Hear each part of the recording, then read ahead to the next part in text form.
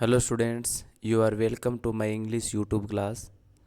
I am going to teach you secondary exam 2025 English model paper. माध्यमिक शिक्षा board ने 2025 जो इस साल जो एग्ज़ाम होने वाले हैं उसका मॉडल पेपर डाल दिया है, पब्लिश किया है। ये मॉडल पेपर बहुत ही इम्पोर्टेंट है, बोर्ड के द्वारा जारी किया गया है और शायद आपके टीचर्स ने इसका टेस्ट भी लिया होगा। तो मैं आपको बताऊंगा इसका पूरा सॉल्यूशन बहुत ही इजीली। ठीक है, आपने कैसे इसको किया, इसको डाउनलोड करके आप खुद इसका टेस्ट लो और मेरे बताए गए अनुसार उसको सोल्व करो ताकि आपको बहुत इसको हेल्प मिलेगी। ठीक है, तो चलते हैं इसके पहले और दूसरे क्वेश्चन पर। दोनों ही क्वेश्चन पैसेज के हैं। सेक्शन ए रीडिंग पर डिपेंड है, इसका पहला और दूसरा दोनों पैसेज है वो रीडिंग को आपको टेस्ट करता है भी आपकी रीडिंग कैसी है। तो पहला पैसेज है वो ऋग्वेद के बारे में है। ठीक है, ऋग्वेद भारत का सबसे प्राचीन टेक्स्ट है, इसको आप पढ़ो और उत्तर देना नीचे दिए गए क्वेश्चन का। तो चले सीधे क्वेश्चनों पर चलते हैं। India's most ancient text is, Bharat की सबसे प्राचीन टेक्स्ट कौन सी है? ऋग्वेद है। सबसे प्राचीन जो टेक्स्ट है, किताब है, वो ऋग्वेद की है। देख लो यहाँ पर Rigveda is the most ancient text, बहुत ईजी है। वर्ड सिंधुआ कम्स फ्रॉम, सिंधुआ जो शब्द है वो कहाँ से आया था? सिंधुआ शब्द कम्स फ्रॉम सिंधु, ये देखो line comes from a Sindhu, Sindhu से आया था ये। Indus river refers to, Indus river है वो रेफर करती है, इंडस रिवर देखो Sindhu which refers Indus river, Sindhu है वो इंडस रिवर को रेफर करती है। सिंधु का मतलब इंडस नदी, सिंधु सब सिंधु नदी, इंडस रिवर।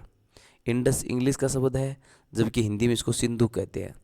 तो इंडस रिवर है वो सिंधु को रेफर करती है। The part which is not listed in Mahabharata, Mahabharata में कौन सा पार्ट है वो लिस्टेड नहीं है, यानी कौन से जो स्थान है वो महाभारत में लिस्टेड नहीं, नीचे दिए गए स्थानों में। तो देखो महाभारत में ये स्थान दिए हुए हैं पहले से ही, है ना। कश्मीर, कुरुक्षेत्र, वंग, कच्छ, केरला ये दिए हुए हैं। इसमें बिहार है वो दिया हुआ नहीं है, तो बिहार सही है। बिहार है वो महाभारत में लिस्टेड नहीं है। और तो बाकी कश्मीर दिया हुआ है, वंग दिया हुआ है, केरला दिया हुआ है ना। बिहार मॉडर्न नाम है। वेल नोन का सिमिलर शब्द क्या है? वेल नोन का मतलब होता है प्रसिद्ध, तो फेमस है इसका सिमिलर शब्द पैसेज में। Choose the following opposite word from the following passage, passage से ऑपोजिट वर्ड चुनना है। तो मॉडर्न में से आधुनिक होता है, इसका ऑपोजिट होता है एंशियंट, प्राचीन। ठीक है, अब दूसरा पैसेज बहुत ही इजी है, आप इजीली जस्ट आपको प्रश्न में दिए गए जो लाइन है, वर्ड्स है, वो आपको पैसेज में मिलाने हैं और लाइन लिखनी है सीधी। देखो दूसरे पैसेज का पहला, मोहनजोदारो हड़प्पा जो सभ्यताएं सिविलाइजेशंस है उनके बारे में ये पैसेज है। Where was Harappa and Mohenjodaro, Harappa और मोहनजोदारो कहाँ पर है? Harappa and Mohenjodaro was in Pakistan, अब पाकिस्तान में ये देख लो, नाउ इन पाकिस्तान। तो ये पहले का उत्तर है, हड़प्पा एंड मोहनजोदारो आज इन पाकिस्तान। ठीक है, दूसरा question, when was the Harappa and Mohenjodaro civilization discovered, Harappa और मोहनजोदारो सिविलाइजेशन कब डिस्कवर हुई थी?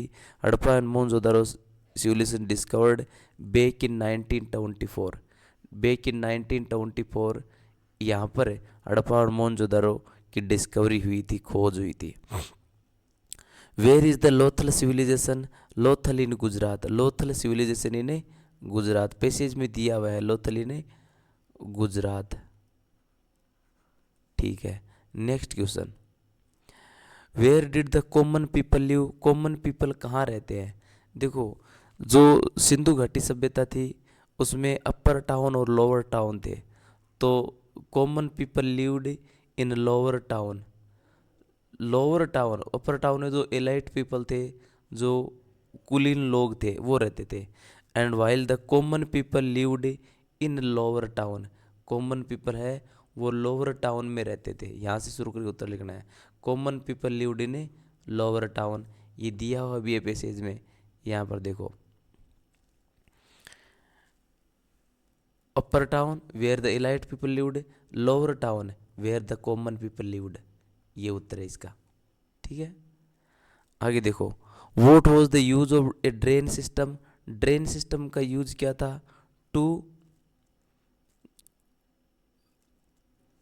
एक्सट्रैक्ट वाटर, पानी को बाहर निकालने का था। ये देखो, to empty it from time to time and refill it with fresh water.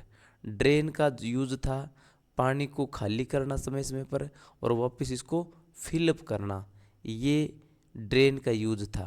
पांचवे का उत्तर है ये, एम्प्टी करना समय समय पर, उसको वापस रिफ्रेश करना, वापस भरना, रीफिल करना। The purpose of large buildings, large buildings का पर्पज क्या था, देखो, some large buildings seen to have been used for collective purpose, collective purpose के लिए यूज होती थी। उदाहरण के लिए warehouse where goods were stored, जो लार्ज बिल्डिंग्स थी वो वेयर हाउस के लिए यूज होती थी। वेयर हाउस यानी बड़े बड़े भंडार गृह के रूप में यूज होती थी। तो ये पूरी लाइन यहाँ से लिख सकते हो आप, ये छठे का उत्तर है, लार्ज बिल्डिंग वाली लाइन मिलती है वहाँ पर। ठीक है, सातवां, mention the names of cities in which belong from Haryana and Rajasthan, Haryana Rajasthan से बिलोंग करती हुए शहरों के नाम। देखो, हरियाणा राजस्थान, कालीबंगा इन राजस्थान, जो सिंधु घाटी सभ्यता में कालीबंगा है, which cities in Rajasthan, Kalibangan in Rajasthan. ठीक है, एंड इन हरियाणा, ये देखो हरियाणा दिए हुई है यहाँ पर, राखी गढ़ी इन हरियाणा, राखी गढ़ी यानी हरियाणा, एंड कालीबंगा इन राजस्थान, कालीबंगा राजस्थान में है। तो ये दो हरियाणा और राजस्थान के दो शहर है वो सिंधु घाटी सभ्यता में आते हैं। ह्यूज, ह्यूज का सिमिलर वर्ड होता है यहाँ पैसेज में है वो लार्ज, लार्ज बिल्डिंग्स ऐसा आया है, बड़ी बड़ी बिल्डिंग यानी ह्यूज बिल्डिंग्स। ऑर्डिनरी का मतलब सामान्य, तो यहाँ है कॉमन पीपल, सामान्य लोग। तो ऑर्डिनरी का जो ऑपोजिट निकालना है, सॉरी, ऑर्डिनरी में से सामान्य होता है और इसका ऑपोजिट होता है सामान्य का प्रसिद्ध, फेमस, एलाइट, ये दिया हुआ ना एलाइट, कॉमन का एलाइट दिया हुआ है, ए लाइट। तो इसका कॉमन जो ऑर्डिनरी का जो पर्यायवाची है, सिमिलर वर्ड है, वो कॉमन है। ऑर्डिनरी का ऑपोजिट पूछा है तो पैसेज में ऑर्डिनरी का ऑपोजिट है एलाइट पीपल। एलाइट में से कुलीन वर्ग, विशेष सा अधिकार वाले लोग, राजा वगैरह, वो होता है एलाइट। और कॉमन पीपल में सामान्य लोग, ऑर्डिनरी पीपल में सामान्य लोग। तो ये था पहले और दूसरे पैसेज के आंसर। अब मैं चलता हूँ आपके लिए बी सेक्शन, जो राइटिंग का है, जिसमें राइटिंग का टेस्ट लिया जाता है कि कैसे आप किसी क्वेश्चन को आंसर दे सकते हो, खुद लिख सकते हो, अपने आइडियाज़ को व्यक्त कर सकते हो सही तरीके से। तो यह है तीसरा क्वेश्चन पेपर का। इसमें क्या देखो, यू आर खुशी लिविंग इन सिद्धार्थ नगर अजमेर, तुम खुशी हो, आप खुशी हो, सिद्धार्थ नगर अजमेर में रह रही हो।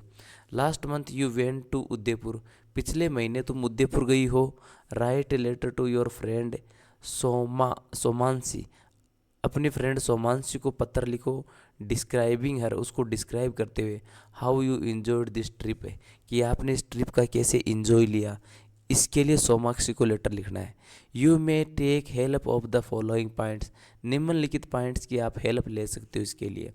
तो देखो लेटर कैसे लिखा जाता है, लेटर में ये पॉइंट्स आने चाहिए। भी खुद आप कौन हो ये ध्यान रखना है, खुशी हो और यहाँ के निवासी हो। आप उदयपुर आपने विजिट किए, अपने फ्रेंड सोमाक्षी को बताना है कि आपने कैसे ट्रिप का एंजॉय लिया।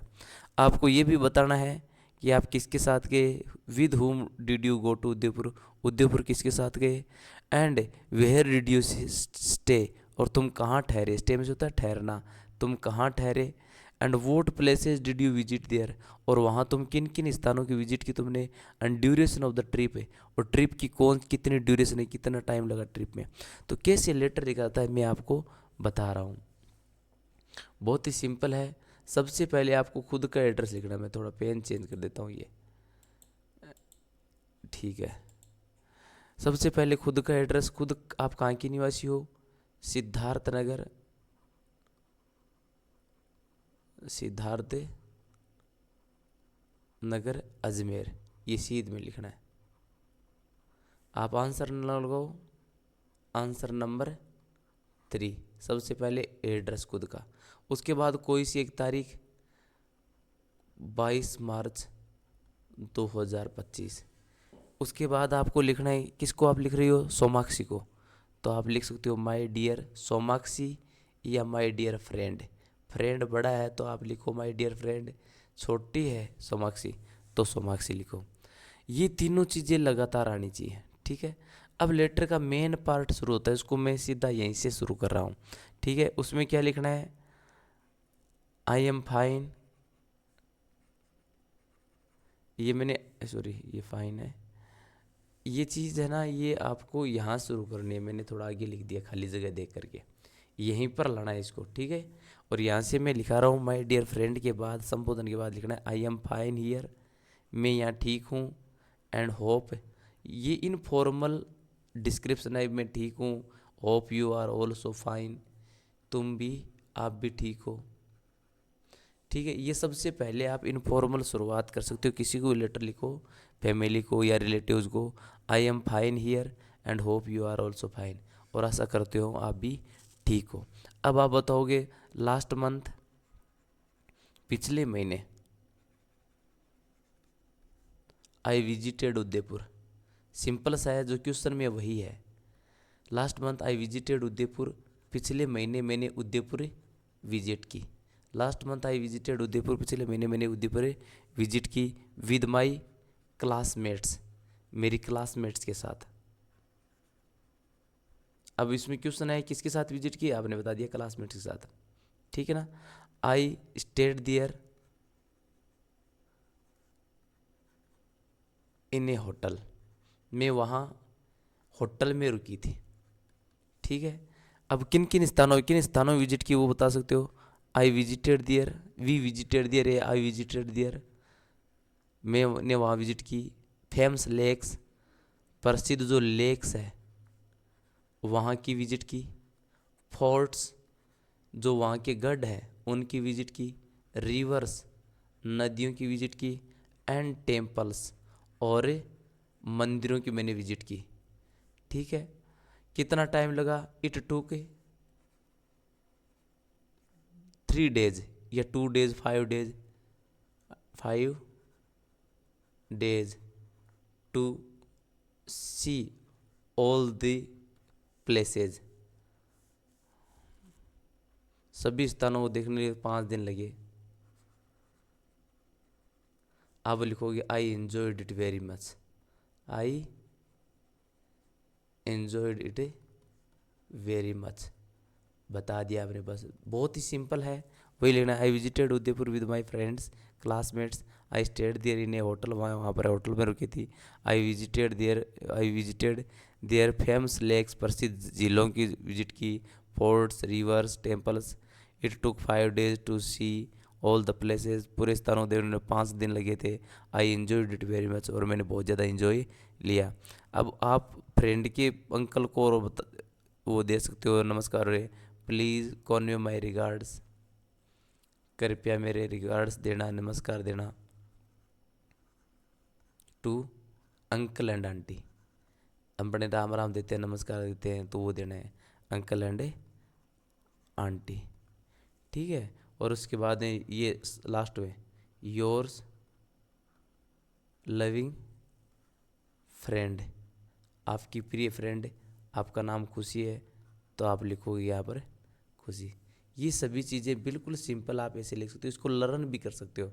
मैं यहाँ ठीक हूँ, आशा करते हो तुम भी ठीक हो, पिछले महीने मैंने उदयपुर विजिट की, मेरे क्लासमेट्स के साथ मैंने वहाँ पर एक होटल में रुकी, और मैंने इन स्थानों की यात्रा की, 5 दिन लगे मेरे को, और मैंने इन्जॉय किया, ठीक है। बस इतनी चीज़ें। उसके बाद में अथवा में और क्वेश्चन है, इसको थोड़ा मिटा देता हूँ, आप स्क्रीनशॉट वगैरह ले लेना। इसके बाद में क्या है, अथवा में एक और लेटर है, वो क्या है, इसमें है you are Ritesh 847 living 847 Pratap Nagar Alwar, Pratap Nagar Alwar में आप रह रहे हो। ड्यूरिंग रेनी सीजन के दौरान there is a poor condition of cleanliness, सफाई की है वो बहुत ही बुरी कंडीशन रहती है। ड्रेनेज सिस्टम की बहुत ही बुरी स्थिति रहती है। Poor condition of a cleanliness and a drainage system, write letter to the editor of the Hindustan Times, Hindustan Times का जो एडिटर है उसको लेटर लिखो, complaining about the sanitation problem in your area, आपके एरिया में जो सैनिटेशन प्रॉब्लम्स है उसकी कंप्लेन करते हो आपको लेटर लिखना है। तो अभी मैंने बताया वैसे ये है, कोई ज़्यादा डिफरेंस नहीं है, इजीली आप कर सकते हो। ये इनफॉर्मल लेटर है, एडिटर को लिख रहे हो वो फॉर्मल है। अभी जो लेटर बताया मैंने वो इनफॉर्मल है, फ्रेंड को भेजा लेटर है वो इनफॉर्मल है। अब मैं जो लेटर बताऊंगा वो क्या है, फॉर्मल है। बहुत ही सिंपल है, टाइम लगेगा आपको लिखना, आप इजीली अंडरस्टैंड कर जाओगे, लर्न कर जाओगे। ठीक है, तो चलते हैं दूसरे पेज क्वेश्चन पर। आप रितेश हो प्रताप नगर अलवर के, तो सबसे पहले आप अपना एड्रेस लिखोगे। ठीक है, तो यहाँ पर लिखो सबसे पहले रितेश हो तो 47 प्रताप नगर अलवर लिख दिया। अब एक कोई सी तारीख लगा दो, 22 मार्च 2024 या 25। ठीक है, अब किसको लेटर लिख रहे हो, एडिटर को, तो आप लिखोगे एडिटर। एडिटर अखबार का है तो अखबार का नाम the Hindustan Times, Hindustan times. ठीक है, इसके बाद सब्जेक्ट विषय लिखना है, विषय किस बारे में, इन सैनिटरी प्रॉब्लम इन और area, in sanitary problems in और एरिया, हमारे एरिया में in sanitary problems.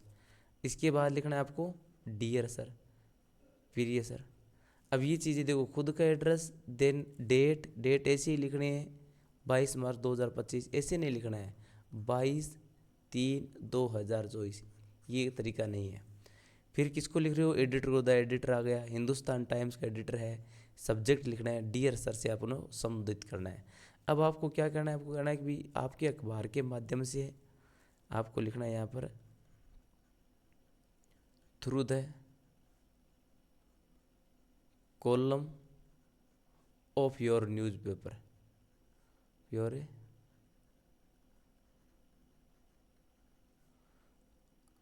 I want to draw the attention of the authorities, the attention of a authorities, attention of authorities यानी अधिकारियों का ध्यान है, sorry authorities, authorities का ध्यान लाना चाहता है, AU होता है ऑथोरिटीज़, ऑथोरिटीज़ का ध्यान में लाना चाहता हूँ भी। वो एडिटर क्या करेगा, एडिटर तो न्यूज़ छापेगा, तो वो कह रहा है कि आपके अखबार के कॉलम के माध्यम से मैं अधिकारियों को ध्यान लाना चाहता हूँ। अब क्या है, प्रॉब्लम क्या है, तो आप बताओगे during the rainy season, the rainy season, rainy season के दौरान the roads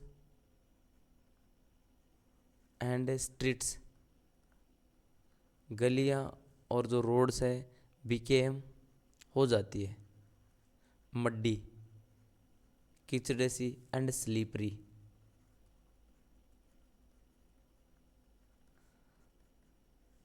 the drainage system fail हो जाता है।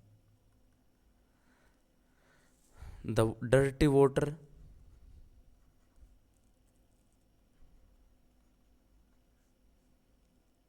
Spread everywhere, dirty water spread रहता है हर जगह। ठीक है, अब आप ये स्थिति बता दिया मैंने, रेनी सीजन के दौरान रोड्स और सड़कें वो बड़ी कीचड़ जैसी और स्लीपरी हो जाती है, ड्रेनेज सिस्टम पूरी तरह फेल हो जाता है, डर्टी वाटर है वो हर जगह फैल जाता है ना। To walk and drive on such roads is very risky, ऐसी रोड पर चलना या चलाना, वाहन चलाना, ड्राइव करना बहुत ही रिस्की होता है। ठीक है, अब आप कहोगे भी आपको स्थिति सुधारनी चाहिए, या है ना आपको न्यूज़ पब्लिश करनी चाहिए, ये बताओगे you should publish this news, ये न्यूज़ आपको पब्लिश करनी चाहिए, है ना। फिर थैंक यू योर्स फेथफुली, ये दोनों शब्द सभी में आते हैं, थैंक यू योर्स फेथफुली। तो ये देखो बहुत ही कॉमन है, ये फॉर्मल लेटर है, इजीली आप लिख सकते हो खुद का एड्रेस, फिर तारीख, फिर किसको लिख रहे हो, एडिटर, एडिटर अखबार का होता है तो अखबार का नाम, फिर सब्जेक्ट आप लिख दिया इन सैनिटरी प्रॉब्लम्स इन और एरिया, फिर संबोधन डियर सर, डियर सर के बाद आपके अखबार के कॉलम के माध्यम से I want to draw the attention of the authorities, मैं अधिकारियों को ध्यान लाना चाहता हूँ कि ड्यूरिंग द रेनी सीजन के दौरान roads and streets became muddy and slippery, गलियाँ और जो सड़कें हैं वो बहुत ही कीचड़ जैसी और स्लीपरी हो जाती है। Drainage system failed, drainage system पूरी तरह फेल हो जाता है। डर्टी वाटर स्प्रेड एवरीवेयर, गंदा पानी हर जगह फैल जाता है। To walk and drive on such roads, ऐसी रोड्स पर चलना या वाहन चलाना इज़ वेरी रिस्की, बहुत ही जोखिमपूर्ण होता है। You should publish this news, तुम्हें ये न्यूज़ पब्लिश करनी चाहिए। Thank you yours faithfully. ठीक है, ये आपने दूसरा लेटर लगा। इसके अथवा देखो चौथा क्वेश्चन, चौथा जो क्वेश्चन है वो कहानी का है, बहुत इजी, दो कहानियाँ आई है, दोनों में से एक आपको अटेंड करनी है। क्वेश्चन क्या है, write a story with the help of given outlines, दी हुई आउटलाइंस पर आपको क्या करनी है, 80 शब्दों में कहानी लिखनी है। ठीक है, अब आउटलाइन दी हुई है, क्या दी हुई देखो, two cats a piece of bread, दो केट्स हैं और उनके पास एक पीस ऑफ ब्रेड होती है।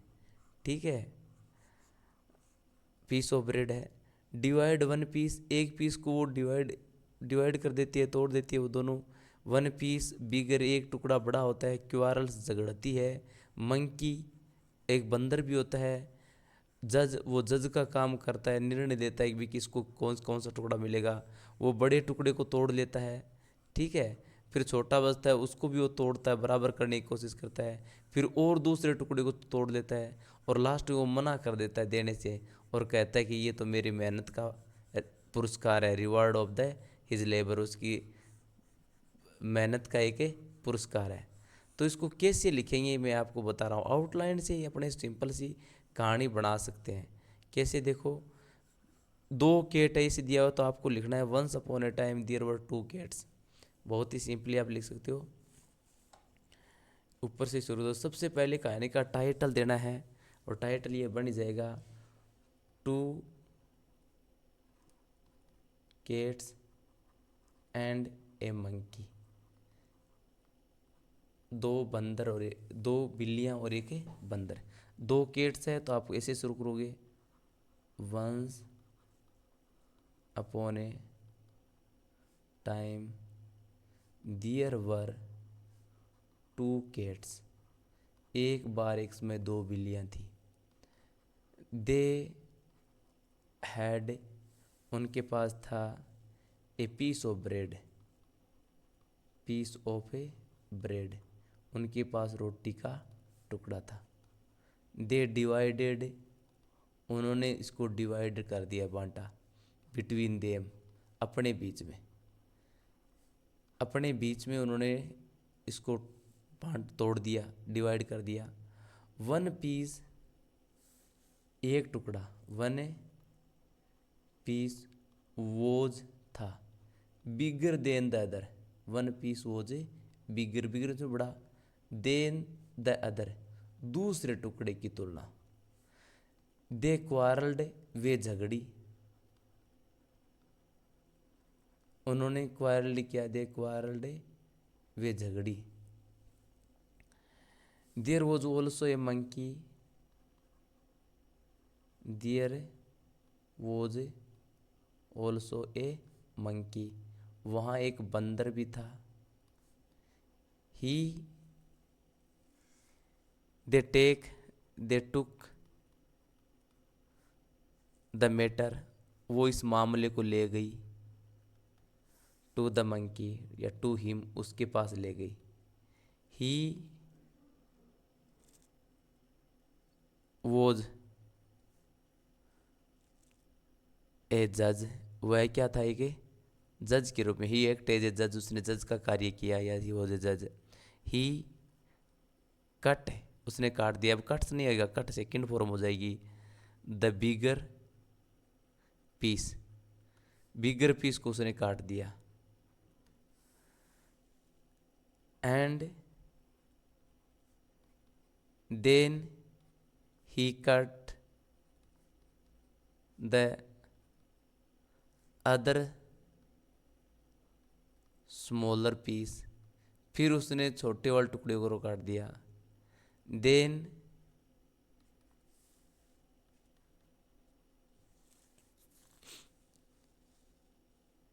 ही कट्स द अदर पीस, दूसरे टुकड़े को उसने और काट दिया।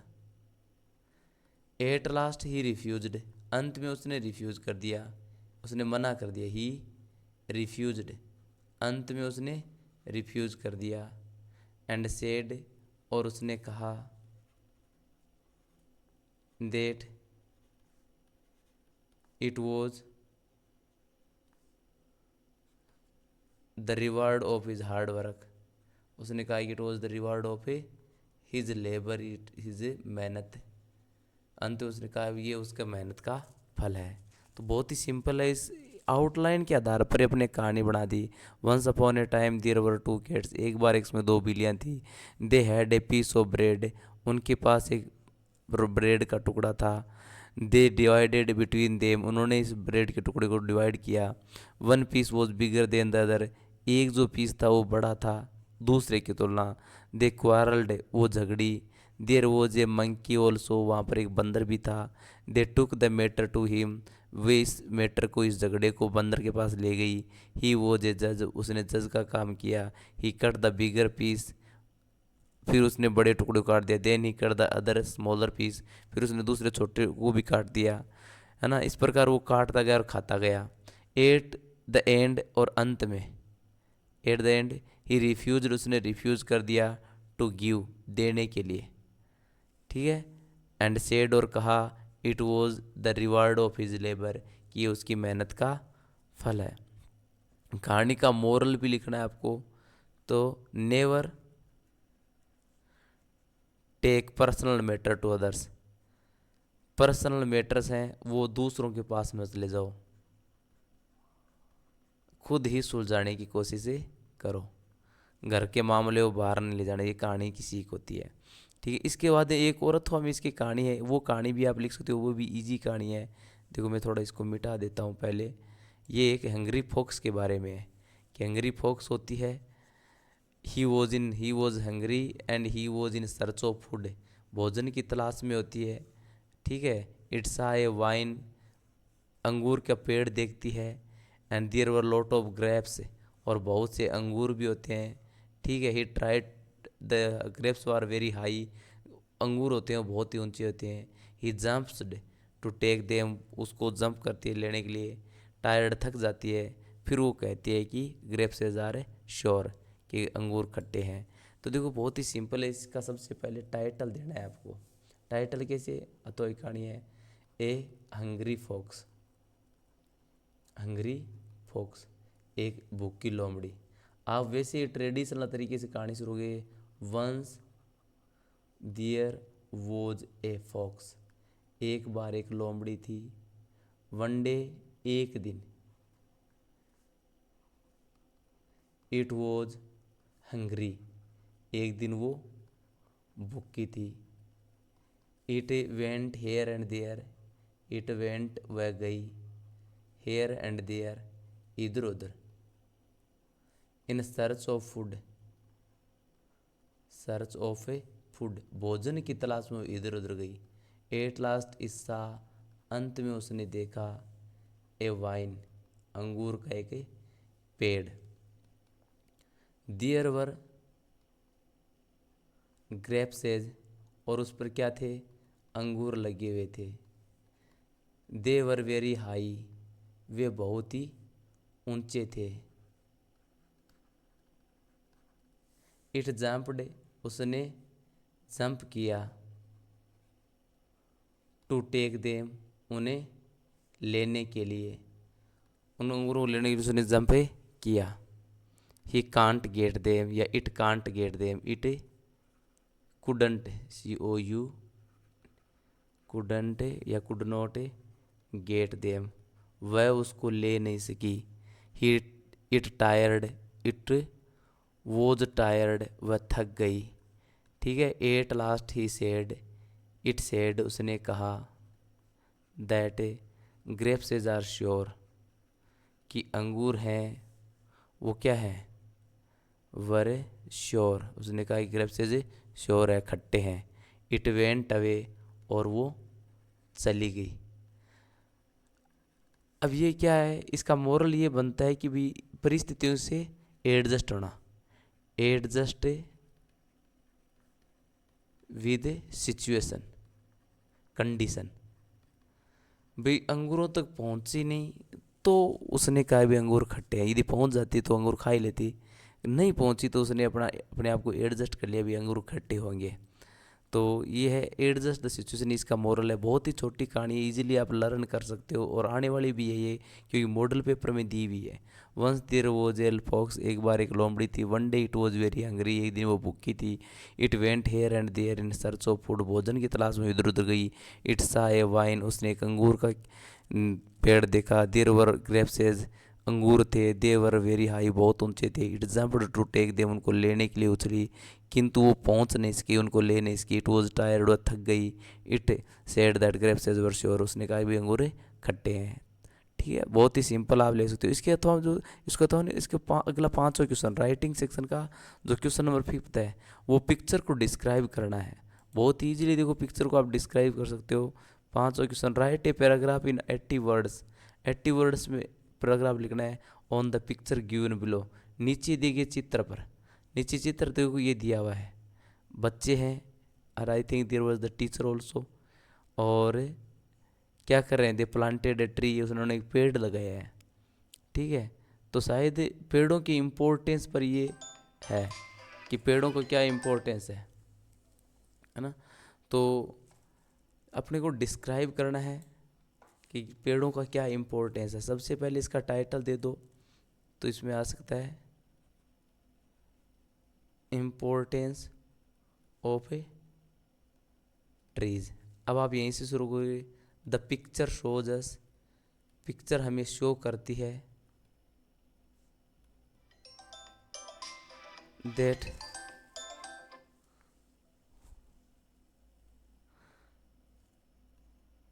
द ट्रीज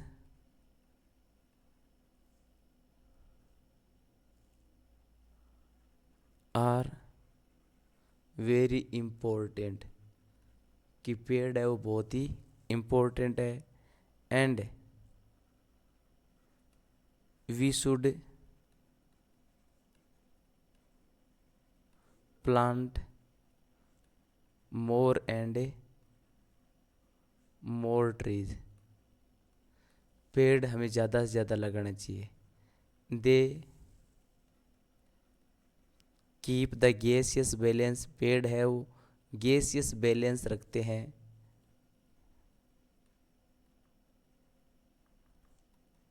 दे एब्जॉर्ब, पेड़ क्या करते हैं, एब्जॉर्ब करते हैं, एब्जॉर्ब CO2, CO2 यानी कार्बन डाइऑक्साइड। एंड रिलीज, और रिलीज करते हैं oxygen, which is very important for a life, life के लिए बहुत इंपॉर्टेंट है oxygen. Second they, sorry, trees यानी पेड़, दे कोजेज, वो कोज करते हैं, they cause, sorry, they cause rain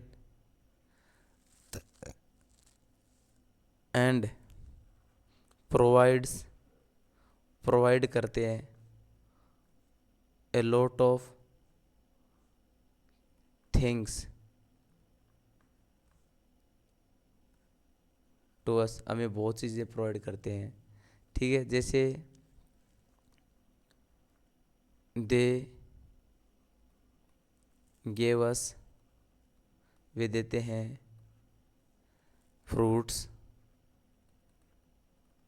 flowers, fodder and raw material, और रॉ मटेरियल देते हैं फॉर इंडस्ट्रीज, उद्योगों के लिए। ठीक है, तो आप ऐसे करके इजीली पैराग्राफ लिख सकते हो। चित्र में पेड़ों के महत्व को बताया गया है। तो picture shows the trees are very important and they should we should plant more and more trees, हमें ज़्यादा से ज़्यादा पेड़ लगाने चाहिए। दे कीप गैसेस बैलेंस, पेड़ है वो गैसेस बैलेंस रखते हैं। They absorb CO2, carbon dioxide को एब्जॉर्ब करते हैं। रिलीज ऑक्सीजन, ऑक्सीजन रिलीज करते हैं। दे कॉजेज रेन, वे बारिश को कॉज करते हैं। Provide lot of other things, बहुत सी अन्य चीज़ें हमें प्रोवाइड करते हैं। दे गिव अस, वो हमें देते हैं fruits, flowers, fodders and raw materials, है ना। तो वी शुड प्लांट ट्रीज, हमें पेड़ लगाने चाहिए। इसके अथवा में क्या दिया हो देखो, यू आर संगीता या संगीत, तुम संगीता या संगीत हो। You go to a morning walk, go for a morning walk daily, तुम डेली मॉर्निंग वॉक पर जाते हो। ठीक है, मॉर्निंग में नियर बाई पार्क, पास के पार्क में हमेशा मॉर्निंग वॉक जाते हो। वन मॉर्निंग, एक सुबह, you found a smart mobile, एक सुबह तुम्हें स्मार्ट मोबाइल मिला है वहाँ पर। How did you feel to find it, इसे पाकर तुम्हें कैसा फील हुआ है। How did you find the owner of the mobile phone, आपने मोबाइल के ओनर को, मोबाइल के मालिक को कैसे आपने बाद में पाया है। रिटर्न इट, और कैसे आपने इसको रिटर्न किया है। पैराग्राफ लिखना है आपको इन अबाउट 80 वर्ड्स, 80 शब्दों में, कि आपने मोबाइल पाया है और कैसे आपने रिटर्न किया है। आप ऐसे शुरू कर सकते हो पैराग्राफ को। ठीक है, I am Sangeeta, I read in class 10, I get up early in the morning. ठीक है, मैं सुबह जल्दी उठती हूँ। I go for a walk daily, मैं डेली वॉक पर जाती हूँ। I go for a walk daily, daily walk पर जाती हूँ। इन द मॉर्निंग, सुबह। ठीक है, in the nearby park, nearby park, पास के पार्क में हमेशा मैं मॉर्निंग वॉक जाती हूँ। अब आप डिस्क्राइब करोगे इंसिडेंट। वन मॉर्निंग, एक सुबह को। आई फाउंड, मैंने पाया। आई फाउंड, मैंने पाया। A smart mobile phone, smart mobile phone, smart mobile phone मैंने वहाँ पर पाया। ठीक है, आई वॉज वेरी हैप्पी, मैं बहुत प्रसन्न हुई। बट, किंतु, आई नो, मैं जानती थी। समवन हैज़, मैं जानती थी। समवन हैड लॉस्ट इट, किसी ने इसको खोया है। I wanted to return it, I wanted to return it, मैं इसे रिटर्न करना चाहती थी। So I took it home, इसलिए मैं इसको घर लाई। एंड गेव माई फादर, और मेरे पापा को मैंने इसको दिया। ठीक है, ही टुक इट, मेरे पापा इसे ले गए to the police station, police station, station. And announced in the newspaper, published in the newspaper, published in the news, announced in a newspaper, newspaper में इसको पब्लिश किया, अनाउंस किया भी किसी ने मोबाइल खो दिया है वहाँ पर। ठीक है, the owner was invited, owner को इनवाइट किया गया। टू कम, आने के लिए। विद सॉलिड प्रूफ्स, विद, कि ओनर है वो सॉलिड प्रूफ्स के साथ आए, ये इनवाइट किया गया। ठीक है, तो ये आप ऐसे पैराग्राफ लिख सकते हो सिंपली। 70-80 शब्दों में हो गया। आई am Sangeeta, I read in class 10, I get up early in the morning, I go for a walk daily in the morning in the nearby park. One morning I found a smart mobile phone, एक दिन मुझे smart mobile phone मिला वहाँ पर। I was very happy, मैं बहुत प्रसन्न थी। बट आई नो, किंतु मैं जानती थी, समवन हैड लॉस्ट इट, किसी ने इसको खोया है। I wanted to return it, मैं इसे वापस लौटाना चाहती थी। So I take it home, so I took it home, मैं इसलिए मैं घर ले आई। एंड गेव माई फादर, और मेरे पापा ने इसको मैंने पापा को दिया। I gave it to my father, ऐसा कह सकते हो। ही टुक इट, वह मेरे पापा ले गए। टू द पुलिस स्टेशन ले गए। And announced in the newspaper, और न्यूज़पेपर में उसको अनाउंस किया। The owner was invited to come with solid proofs, owner को सॉलिड प्रूफ्स के साथ आने के लिए इनवाइट किया। भी सबूत लेके आए, भी आपका ही है मोबाइल। ठीक है, तो ये सिंपल आप ऐसे लिख सकते हो। अब देखो ग्रामर का सेक्शन है, सेक्शन नंबर 3, तो वो हम करने जा रहे हैं। ठीक है, थोड़ा मैं मिटा देता हूँ ताकि आपके समझ में आए। छठा क्वेश्चन है ग्रामर का, सेक्शन है सी। ठीक है, छठा क्वेश्चन है, fill in the blanks with appropriate forms of verb in the bracket given in the bracket. Bracket में जो वर्ब दी हुई है इसकी सही फॉर्म आपको भरते हुए क्या करना है, लिखना है। देखो बहुत ही इजी मैं आपको बता दूंगा समझाते हुए, है ना। ग्रामर बहुत ही इंपॉर्टेंट है कमज़ोर स्टूडेंट्स के लिए भी और इंटेलिजेंट स्टूडेंट्स के लिए, क्योंकि प्राय मिस्टेक कर देते हैं। छोटे छोटे क्वेश्चन होते हैं 1 नंबर के, ये आपके नंबरों में बहुत ही प्रभाव डालते हैं। तो देखो छठा क्वेश्चन, ब्लैंक्स फिलअप करने करेक्ट फॉर्म ऑफ वर्ब के। Annual examination next week, next month. अब नेक्स्ट मंथ है तो फ्यूचर इंडेफिनिट यूज होता है सेल या विल प्लस वर्ब की फर्स्ट फॉर्म। लेकिन देखो जो कार्य टाइम टेबल के अनुसार हो तो उसमें हमेशा प्रेजेंट इंडेफिनिट यूज होगी। इसकी बजाय आपको फर्स्ट फॉर्म ऐसे ऐसे यूज करना है। क्यों? क्योंकि यदि कोई काम टाइम टेबल और प्रेजेंट प्लानिंग के आधार पर फ्यूचर में हो तो प्रेजेंट यूज होगा।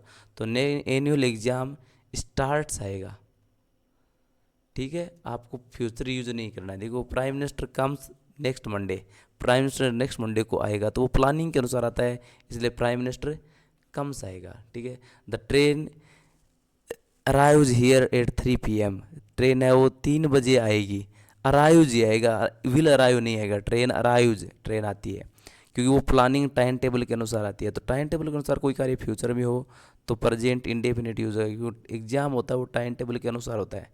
तो वर्ब की फर्स्ट फॉर्म यूज करनी है, शेल या विल फर्स्ट फॉर्म यूज नहीं किया जाएगा। ठीक है, towns into cities these days आए। देखो now, steel, at this time, at these days, है ना। टुडे ये आए तो प्रेजेंट कंटिन्यूस होता है।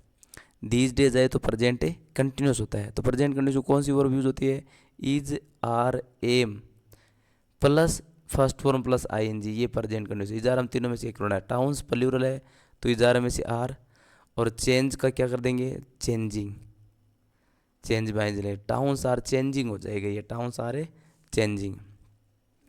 यहाँ चूज करना, देखो Divya Pratap recently his syllabus, yet just recently lately ये आए तो प्रेजेंट परफेक्ट होता है। रिसेंटली है ना, yet just already recently lately till now so far up to now up to present ये आए तो हेज और थर्ड फॉर्म यूज होगी। दिव्य प्रताप एक है इसलिए क्या आएगा, हेज में से हेज, और फिर रिवाइज का रिवाइज्ड हो जाता है हेज, हेज या हेव प्लस वर्ब की थर्ड फॉर्म। ध्यान रखो, yet, just, already, so far, up to now, up to present, recently, lately, till now, just now ये आए तो हेज एव थर्ड फॉर्म यूज होती है। इसलिए दिव्य प्रताप एक है, सिंगुलर है तो हेज, और रिवाइज्ड का क्या हो जाएगा, रिवाइज का क्या हो जाएगा, रिवाइज्ड, तो हैज रिवाइज्ड आएगा, सी इसका सही है। ठीक है, Sanjana food at this time tomorrow, कल इस समय, कल इस समय यानी ये प्रेजेंट है और फ्यूचर में किसी समय पर कार्य हो रहा है तो फ्यूचर कंटिन्यूस होगा। इस समय खा रही होगी ऐसा होगा ना, तो विल बी ईटिंग कुकिंग होगा या पका रही होगी। फ्यूचर में ये देखो एट दिस टाइम है तो प्रेजेंट कंटिन्यूस होता है, लेकिन टुमारो एट दिस टाइम है, कल इस समय है तो सेलिया will plus be plus first form plus ING आएगा। फ्यूचर का यदि फिक्स टाइम आए तो सेल या will plus be plus ING आएगा। ठीक है ना, तो विल बी कुकिंग होगा इसमें। ठीक है, अगला देखो rewrite the following sentences changing into indirect speech, इनको इनडायरेक्ट स्पीच में बदलते हुए आपको लिखना है। श्लोक सेड टू यथार्थ, श्लोक ने यथार्थ से कहा, ये आरवी का वाक्य है। आरवी यानी रिपोर्टिंग वर्ब, और इन्वर्टेड कोमा में बंद वाक्य है वो आरएस है। अब ये आरवी क्यों है कि उसमें रिपोर्टिंग वर्ब आती है, सेड, टोल्ड, आस्क्ड, ये रिपोर्टिंग वर्ब है, ये आरवी होता है। अब इसमें एक तो बोल रहा है व्यक्ति होता है, एक सुन रहा है, ये सेकंड पर्सन। ये फर्स्ट श्लोक फर्स्ट पर्सन है, बोल रहा है, यथार्थ सुन रहा है, ये सेकंड पर्सन है। अब ये श्लोक से यथार्थ को क्या कह रहा है, ये इन्वर्टेड कोमा में बंद है, ये स्पीच है, बोल रहे हैं नहीं स्पीच है, इसलिए ये आर एस रिपोर्टेड स्पीच है। अब इसमें देखो ये लेट से शुरू है तो ये इम्पेरेटिव सेंटेंस है। लेट से शुरू हो तो सेड टू की जगह अपने सजेस्टेड टू या प्रोपोज्ड लगाते हैं। तो अपने क्या लिखना है, श्लोक प्रोपोज्ड, ठीक है। लेट से शुरू हो तो सेड टू की जगह प्रोपोज्ड लगाना है, सेड टू की जगह क्या लगा दिया, प्रोपोज्ड, यथार्थ। लेट को हटाना है और डेट लगाना है, ये ध्यान रखना, लेट को हटाना है, डेट लगाना है। ये लेट्स अस है, ये क्या हो गया, अस, ठीक है। अस को वी में बदलते हैं, वी की जगह क्या लिखते हैं, दे, फिर शुड अपनी तरफ से लगाते हैं, ठीक है, ये ध्यान रखना। लेट के बाद प्रोनाउन की थर्ड फॉर्म आती है अस है, अस का मतलब है ये वी, और वी को अपने चेंज करते हैं, वी किसके लिए है, श्लोक और यथार्थ के लिए, उनके लिए यहाँ दे लगा दिया अपने ने, देगा। फिर ये लेट से शुरू है, उसमें शुड लगाया जाता है अपनी तरफ से, फिर प्ले चेस, ये आएगा। Shlok proposed Yatharth that they should play the chess, they should play chess, ये है। लेविसा सेड टू भोजराज, लेविसा ने भोजराज से कहा, ये आरवी है। ये और समझना है तो मैं इसका लिंक डाल दूंगा, रिपोर्टेड स्पीच मैंने अच्छी तरह से समझा रखी है, मेरी वीडियो है उसका लिंक मैं डिस्क्रिप्शन में डालूंगा, उसको आप देख लेना अच्छी तरह से, ठीक है। दूसरा सेंटेंस देखो, लविसा सेड टू भोजराज, लविसा ने भोजराज से कहा, लविसा बोल रही है, भोजराज सुन रहा है, भोजराज सेकंड पर्सन है, ये आरवी है। और क्या कहा, ये आर एस है, ये इंटेरोगेटिव सेंटेंस है। Do you read this book today, क्या तुमने ये किताब पढ़ी, ये इंटेरोगेटिव सेंटेंस है, तो अपने को क्या लगाना है, सेड टू की जगह आस्क्ड है, इसको ऐसे बदलेंगे। देखो दूसरा सेंट, ये पहला है, ये दूसरा, लविसा सेड टू का क्या हो जाएगा, आस्क्ड हो जाएगा, लविसा आस्क्ड, किसे पूछी, भोजराज से, लविसा आस्क्ड भोजराज, ठीक है। सेड टू की जगह आर एस के अनुसार चेंज होता है। यदि वो लेट से शुरू था, प्रोपोज्ड लगाए अपने, या सजेस्टेड टू भी लगा सकते हैं, ठीक है। लेट को हटाकर डेट लगा दिया, फिर अस का दे बना दिया, फिर शुड लगा के अपने चेंज कर दिया। इसमें देखो ये डू से शुरू है, इंटेरोगेटिव सेंटेंस है, इंटेरोगेटिव सेंटेंस है तो सेड या सेड टू की जगह आस्क्ड लगाया जाता है, ये आस्क्ड। फिर ये हेल्पिंग वर्ब से शुरू हो तो जोड़ने के लिए क्या आएगा, दोनों सेंटेंस जोड़ने के लिए इफ आएगा, इन दोनों के बीच में इफ लगाना है। फिर डू हटाओ हेल्पिंग वर्ब को, ये डू है ना वो हेल्पिंग वर्ब है, उसको उठाओ यू के बाद लाना है, ठीक है। ये यू आता है सुनने वाले के लिए, सुन कौन रहा है यहाँ पर, भोजराज, क्यों लविसा बोल रही है भोजराज सुन रहा है, तो यू भोजराज के लिए है। भोजराज के लिए हम क्या लगाएंगे, ही, कि भोजराज एक बार लिख दिया, पहले लविसा बोल रही तो भोजराज सुन रहा था, अब हम बोल रहे हैं तो भोजराज की जगह अपने क्या लगाएंगे, ही। डू है वो डिड में बदल जाता है, और डिड रीड है वो सेकंड फॉर्म हो जाती है, रेड, ठीक है।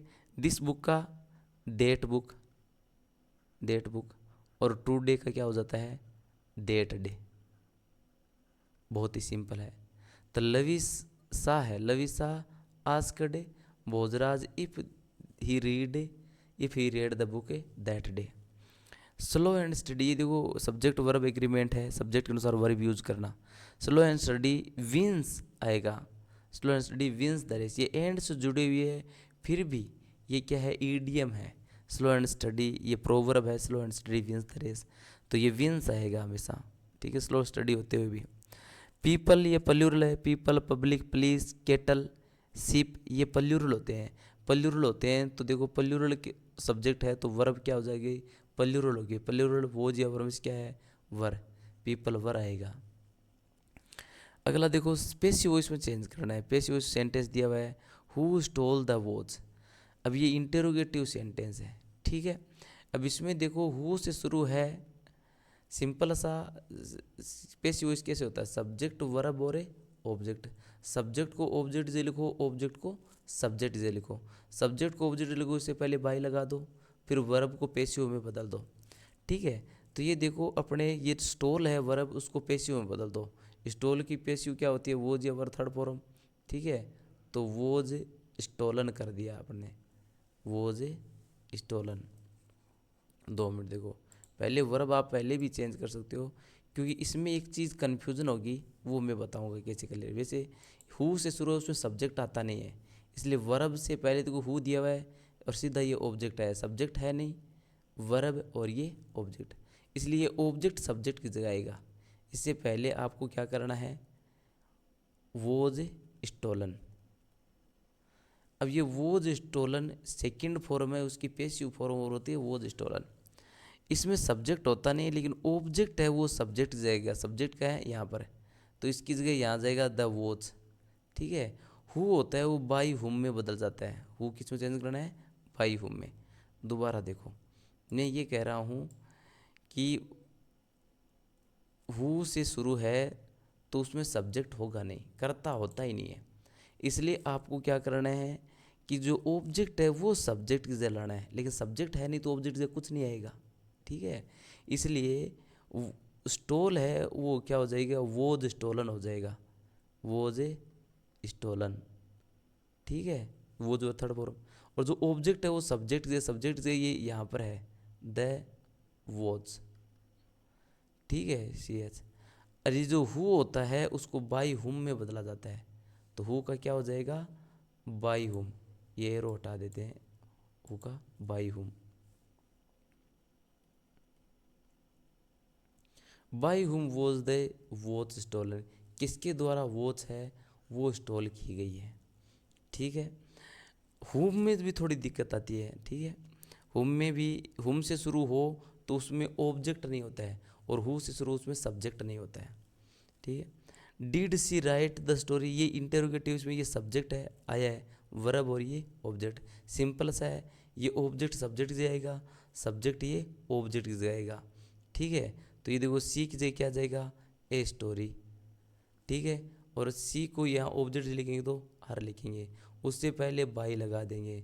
अब देखो डिड फर्स्ट फॉर्म है तो वोज वर थर्ड फॉर्म हो जाएगा, वोज, और राइट की थर्ड फॉर्म क्या हो जाती है, रिटन।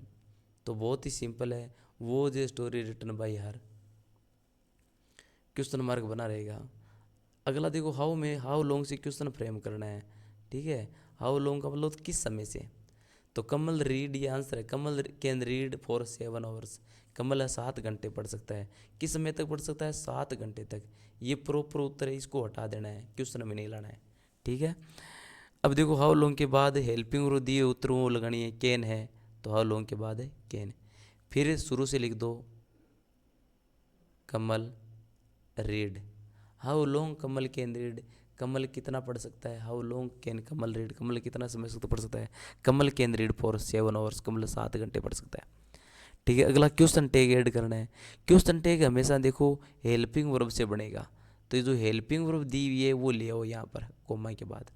ठीक है, यदि ये नेगेटिव में है तो यहाँ पॉजिटिव लिखना है, ये पॉजिटिव है तो यहाँ नेगेटिव हो जाएगी। तो विल का नेगेटिव होता है वॉन्ट, विल नॉट नहीं करना है, विल का नेगेटिव विल नॉट नहीं करना है, वॉन्ट करना है। ठीक है, तो विल का नेगेटिव क्या होता है,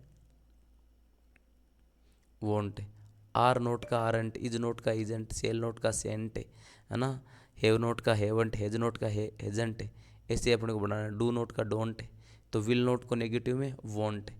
और प्रद्युमान, प्रद्युमान का प्रोनाउन लिखेंगे ही, प्रद्युमान का ही, स्त्री हो तो उसका सी। तो बस ये क्वेश्चन टैग बन गया। Pradyuman will teach English, won't he, Pradyuman English पढ़ाएगा क्या वो नहीं पढ़ाएगा। तो बहुत ही सिंपल है ने, ये पूरे ग्रामर के मेरे वीडियो बनाए हुए आप चाहो तो देख सकते हो, मेरे यूट्यूब चैनल से अच्छी तरह से समझाए हुए हैं। ठीक है, अब देखो चौथा जो सेक्शन है वो डी किताबों का है, उसमें पहले दोनों पैसेज के हैं। ठीक है, 11वां क्वेश्चन पैसेज का है, तो चल तो सीधे पैसेज भी करते हैं अपने। ये ऑब्जेक्टिव भी है। Valli was 8 years old, Valli कितने सालों की थी, 8 सालों की थी। Valli was standing at the front door, Valli front door पर खड़ी रहती थी। How many playmates did Valli है, वली के कितने प्लेमेट्स थे, नन, कोई नहीं था।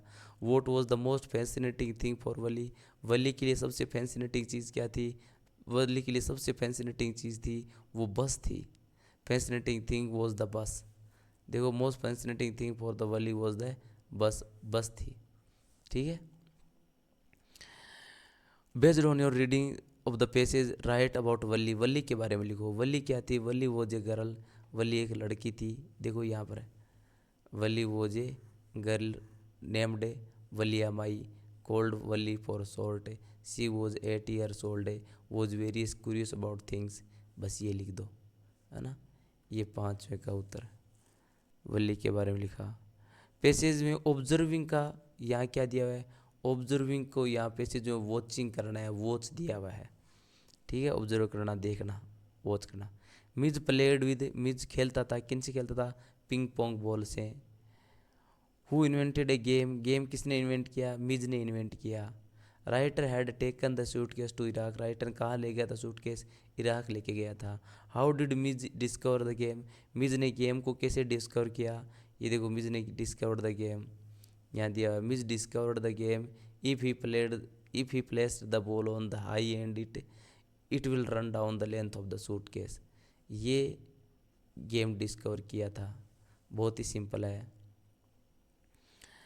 Right the similar, write about the playing items described in the passage, passage में प्लेइंग आइटम्स है उसको बताओ कि कौन कौन से प्लेइंग आइटम्स है। तो शुरू में देख लो playing item, selection of toys, ping pong ball, marbles, rubber fruits, terra pencil, ये सभी प्लेइंग आइटम्स है। ठीक है, ये उत्तर लिखना है आपको। ठीक है। ट्रेवल का पैसेज में क्या है, जर्नी, ट्रेवल का पैसेज में जर्नी दिया हुआ है, JOURNEY। ठीक है। अब देखो किताब के क्वेश्चन आंसर है, बहुत इजी क्वेश्चन आंसर है, आप कर सकते हो। मैं आपको बता देता हूँ, आपके लिए हेल्पफुल रहेगा याद करने में। Why did Kisa Gotami go from house to house, Kisa Gotami घर से घर, एक घर से दूसरे घर क्यों गई। Because his her son has died, क्योंकि उसका सन है डाइड, खत्म हो गया था। एंड सांख्य मुनि said, Gautami, Gautami said told that his son, her son may survive, बच सकता है, जी सकता है, live again, if she can take survive, if she can take, if she could take mustard seeds, mustard seeds from a house, एक ऐसे घर से ला सकती है, where no one has died, जहाँ कोई डाई नहीं हुआ है। So she ran house to house, इसलिए वो एक घर से दूसरे घर दौड़ रही थी, उसका बेटा ख़त्म हो गया था। सांख्य मुनि ने बताया कि हर सन में सर्वाइव, उसका बेटा बच सकता है। इफ़ सी कुड टेक, यदि वो ला सके तो। मस्टर्ड सीड, सरसों के बीज। फ्रॉम ए हाउस, एक ऐसे घर से। Where no one has died, जिस घर में किसी की मृत्यु नहीं हुई थी, इसलिए वो दौड़ रही थी एक घर से दूसरे घर। Where is the Coorg, Coorg कहाँ है, Coorg is the district of Karnataka, Coorg is a district of a Karnataka, Coorg है वो कर्नाटका का जिला है। इट इज़ सिचुएटेड, कुर्ग है वो सिचुएटेड है, situated midway between Mysore and Mangalore, midway between Mysore and Mangalore, Mysore और मैंगलोर के बीच ये स्थित है। ठीक है, Coorg. What does a jackfruit like appearance mean, jackfruit like appearance का मतलब होता है anyone who was a jackfruit like person he shall invite a comment of पढ़ार, कोई भी व्यक्ति है वो जैक फ्रूट जैसा दिखता है, कटहल जैसा यानी मोटा दिखता है, तो उसको वो इनवाइट करता है कॉमेंट पढ़ार को, यानी वो जो भी कटहल जैसा दिखता है तो उसको लोग पढ़ार कहेंगे। ठीक है। Where did Anne Frank hide during the German occupation, German occupation के दौरान एनी कहाँ छुपी थी? In her father's office, in her Amsterdam, in her father's office Amsterdam, in Amsterdam, Amsterdam, उसके पापा की ऑफिस एम्स्टर्डम में वो हिडन थी। He she and her family, she and her family sorry hidden in her father's office in Amsterdam, Amsterdam में अपने पापा की ऑफिस में छुपी हुई थी। But the group was betrayed, किंतु वो ग्रुप था फैमिली और उसको बीट्रे किया गया था, विश्वासघात हुआ था। And they were taken to the concentration camps in Germany, Germany जो कॉन्स्ट्रेशन कैंप्स बने हुए थे वहाँ ले जाया गया। वेयर सी वॉज डाइड, जहाँ उसकी मृत्यु हो गई थी। तो जर्मन ऑक्यूपेशन के दौरान she was hidden in a father's office in Amsterdam. ठीक है, आगे देखो। Answer one of the following question, निम्नलिखित क्वेश्चन में से आंसर देना। I shall take the risk, what is the risk, why does the narrator take it. मैं risk लूँगा, रिस्क क्या है बताओ, और नरेटर क्यों लेगा? देखो narrator was flying to London, London जा रहा था। ही वॉज अलोन, और वह अकेला था। And he was thinking the breakfast in the London, London में ब्रेकफास्ट के बारे में सोच रहा था। But suddenly there was the big mountains of the clouds, बादलों के बड़े बड़े माउंटेन्स सामने आ गए। And he can't go back, और वो वापस नहीं जा सकता था। Because there is the very little fuel in the aeroplane, aeroplane में बहुत ही कम फ्यूल था वापस जाने के लिए। So he take the risk to pass through the mountains of the cloud, cloud के जो क्लाउड्स थे उनसे पास होने की रिस्क लेगा, उन बादलों से निकलने की वो रिस्क लेगा। ठीक है। How did Mandela understanding to of freedom change with age and experience, Mandela की जो फ्रीडम स्वतंत्रता की जो अंडरस्टैंडिंग थी, समझ थी, वो चेंज हो जाती है एज और एक्सपीरियंस के साथ। देखो जब मंडेला चाइल्डहुड में था, बचपन में था, तो his freedom was very little, बहुत कम फ्रीडम थी। He want to run in clear streams, सबसे जल धारा में दौड़ना चाहता था। He want to run around his mother सटे, अपने मम्मी की झोंपड़ी थी उसके चारों ओर दौड़ना चाहता था। He want to roast mealies, जो भुट्टे थे मेलीज थी उसको भूनना चाहता था। He want to ride on the broad bulls, जो मोटे बुल्स थे उन पर वो पीठ पर वो सवार होना चाहता था। But as he become the young man, किंतु जैसे जो यंग मैन बना, he needs a greater freedom, उसे बड़ी फ्रीडम चाहिए थी। He want to go out at night, रात को बाहर जाना चाहता था। He want to study where he likes, जहाँ वो पढ़ना चाहता था वहाँ जाना चाहता था, पढ़ाई के लिए बाहर जाना चाहता था। He want to stay at night outside, रात को घर से बाहर रहना चाहता था। He want to earn the livelihood, वह अपनी कमाई करना चाहता था। So he needs a greater freedom, greater freedom चाहिए थी। सो उस टाइम उसने फाइंड किया कि note that his freedom was curtailed, उस टाइम उसने फाइंड किया कि उसकी फ्रीडम है वो कर्टेल्ड कर दी गई है, रोक दी गई है। और न केवल his freedom was curtailed, but the people of his own caste and creed and his race were curtailed, उसको लगा कि भी नहीं मुझे ही स्वतंत्रता नहीं रोकी है, मेरे सभी लोगों की स्वतंत्रता को ही रोका गया है। तो समय के साथ देखो छोटी स्वतंत्रता चाहिए थी उसे बचपन में, लेकिन जैसे ही बड़ा हुआ तब उसकी जो फ्रीडम की अंडरस्टैंडिंग थी वो चेंज हो गई थी। Right the character sketch of A Natalia, Natalia का कैरेक्टर स्केच लिखना है, सिंपल सा है। देखो नतालिया, सिंपल सा आप बता ही दूँ, Natalia is a 25 years daughter of चुबुको, daughter of ए चुबुको, चुबुको की 25 साल की लड़की थी। सी इज ब्यूटीफुल, वो सुंदर थी। She was excellent house keeper, she is कर दो, she is an excellent house keeper, excellent house keeper थी, आदर्श गृहिणी थी। बट सी वॉज क्वारलसम, किंतु वो क्या थी? सी इज क्वारलसम, किंतु वो झगड़ालू थी। Quarrel she quarrels with the Lomov, Lomov के साथ झगड़ती है। बट सी लव्स लोमोज, किंतु लोमो को से वो प्रेम भी करती है। ठीक है, ये छोटी सी 2-4 लाइनें यहाँ पे लिख सकते हो। 25 साल की डॉटर थी, ब्यूटीफुल थी, एक्सलेंट हाउस कीपर थी, और वो क्वारलसम थी, झगड़ालू भी थी थोड़ी बहुत, है ना।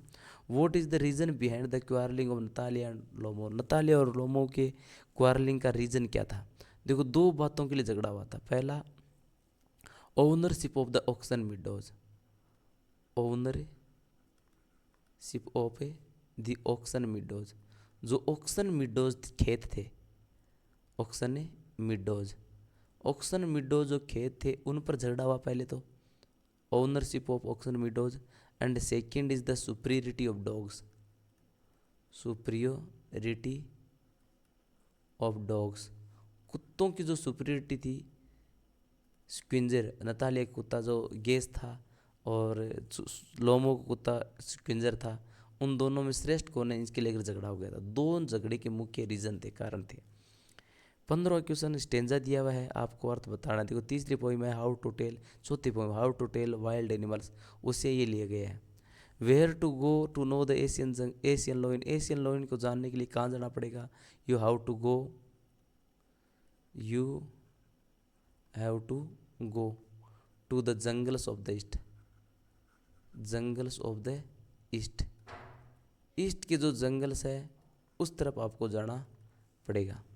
What kind of animals is the Asian lion, Asian lion किस प्रकार का जानवर था? A large and tawny beast था। Asian lion is a large and tawny beast, tawny beast, बड़ा और बड़े बालों वाला बीस्ट था। Who had the big sharp teeth, किसके बिग शार्प टीथ थे? कस्टर्ड के। ये अथवा में दिया, ये भी कर सकते हो आप, दोनों में से या तो ये दो कर दो या फिर ये दो स्टेंजे। कस्टर्ड के बड़े शार्प टीथ थे। वो type of mouth and nose did the dragon have, dragon के किस प्रकार के माउथ था? तो दिया हुआ देखो, mouth like a fire place and chimney for his nose, यानी his mouth was like a fire place, उसका माउथ था वो फायर प्लेस की तरह था। And he had the nose like a chimney, nose है वो किस तरह थी? चिमनी जैसी थी। तो ये दूसरे का उत्तर है। How does the fog come, fog come, how does the fog come, fog कैसे आता है? The fog come like a cat feet, like a cat feet, बिल्ली के फिट की तरह आता है ना। इट कांट बी सीन, वो देखा नहीं जा सकता है कि कैसे आया। And without making any noise, और बिना कोई शोर किए हुए आता है, बिल्ली की तरह।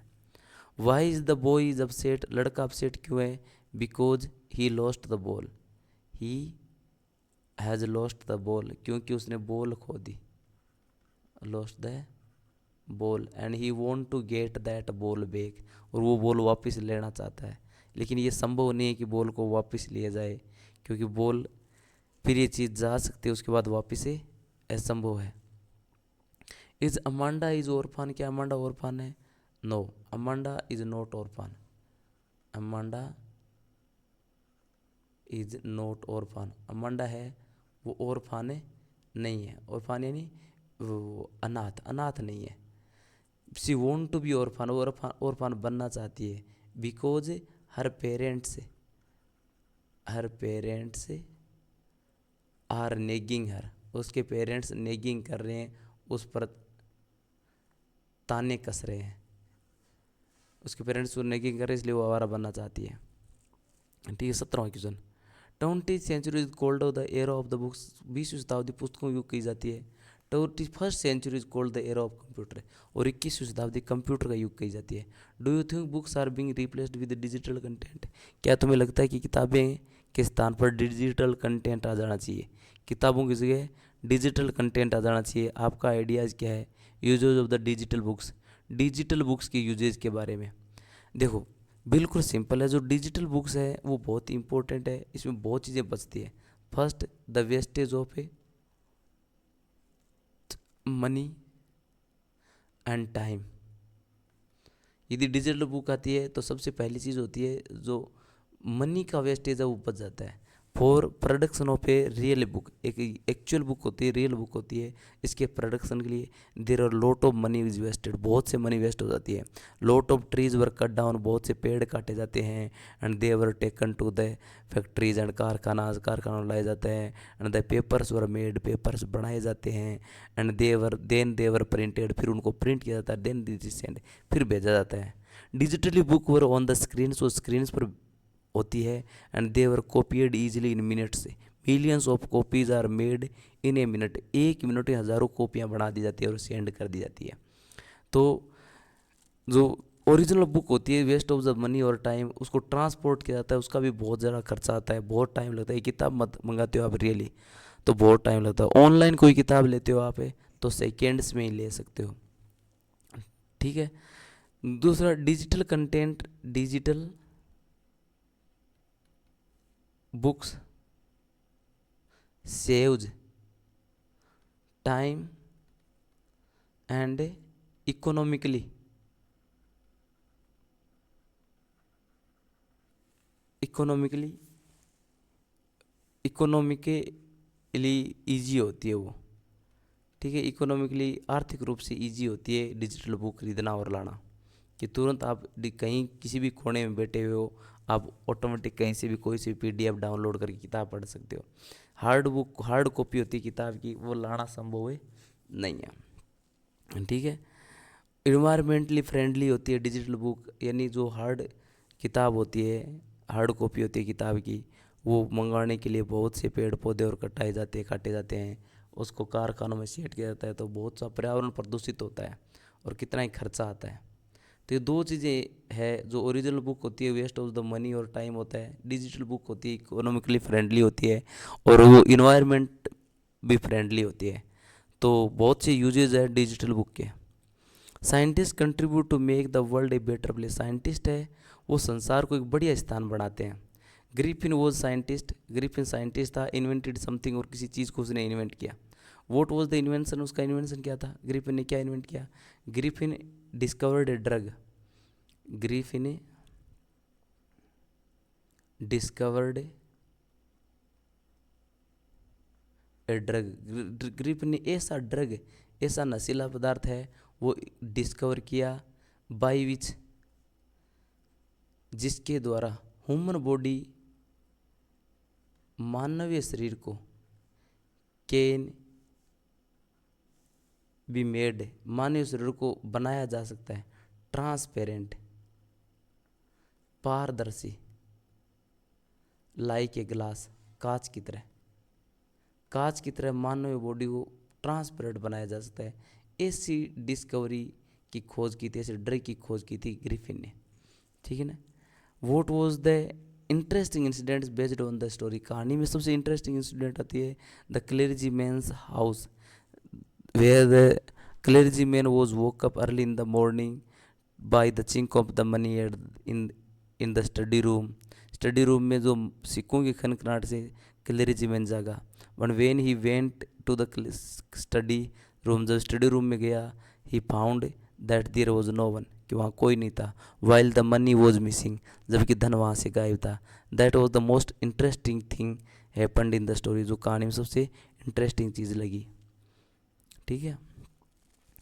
अगला देखो, छोटे छोटे क्वेश्चन आंसर मैं आपको बता रहा हूँ। Who was the Horace Denby, Horace Denby कौन था। Horace Denby was a 50 years old man, Horace Denby was 25 years old man and he was respected and honoured man in the society, तो society में वो respected और honoured था, but actually he was not as much respected as it was considered, जैसा माना जाता था वैसे वो रेस्पेक्टेबल नहीं था। ही वॉज ए थिप, वह चोर था। He love to read expensive, rare and expensive books, वह ही लव टू रीड करना पसंद करता था, rare and expensive books,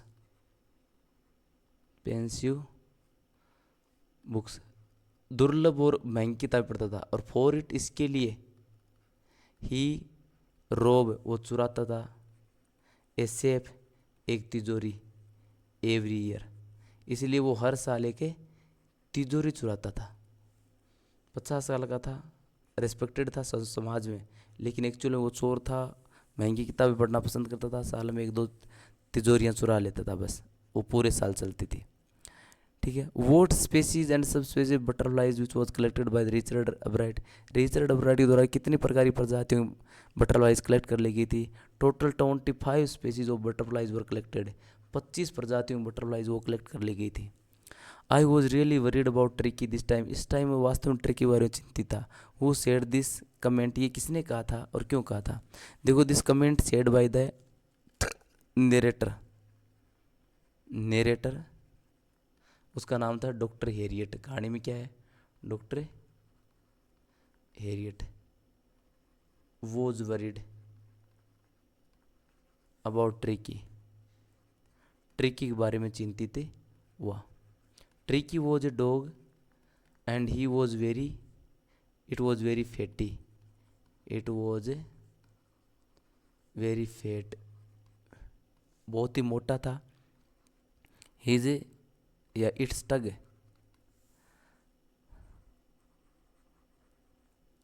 लॉल्ड out of the mouth, उसकी टग है वो मुंह से बाहर आ रखी थी। Out of its mouth, so he commented, इसलिए मोटा था और उसकी जीभ बाहर आ रखी थी, यहाँ पर आता। तो हेरियट ने कहा था कि इस टाइम वास्तव में ट्रिकी के बारे में बहुत चिंतित हुआ। अगला देखो, how old was the Horace Denby. Horace Denby कितने साल का था? 50 साल का था। Who was mighty and powerful, think tank was mighty and powerful. Where did the boy see the muddy footprints? In the London store room या London showroom. London showroom उन्होंने muddy feet देखे ग्रिफिन के। What was the cost of the diamond necklace. Diamond necklace की cost कितनी थी? 36,000 Franks थी। So this is the question paper, very helpful for all of you. Thank you so much for reading.